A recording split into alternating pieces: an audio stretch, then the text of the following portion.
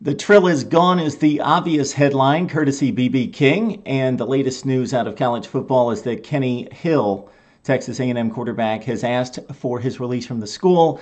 And the chatter is that he will be transferring to TCU. A lot can happen at the quarterback position in a very short time. Just ask Ohio State and now ask Texas A&M, because it was the last week of August, of course, that Hill ripped up South Carolina for 511 yards and 5 touchdowns. And on the season, 23 touchdown passes, 8 interceptions, 67% completion percentage.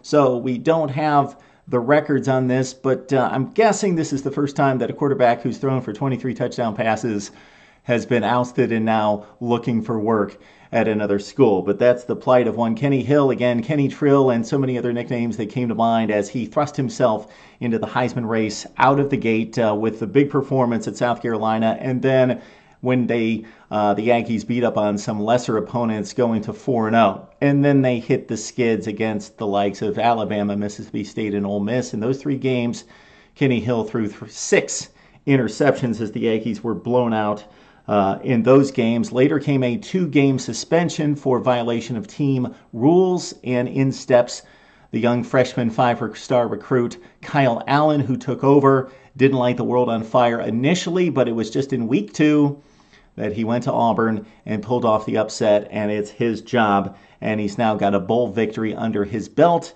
and an 8-5 Texas A&M team heading into his sophomore season.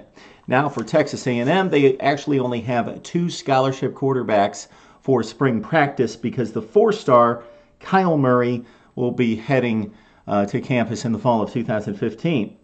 Now for TCU, Hill's going to have to sit out the 2015 season because of transfer rules.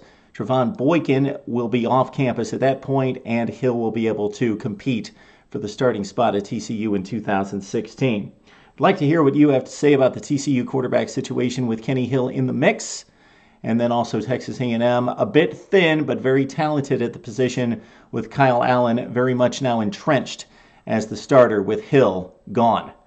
Right here on Mark Rogers TV.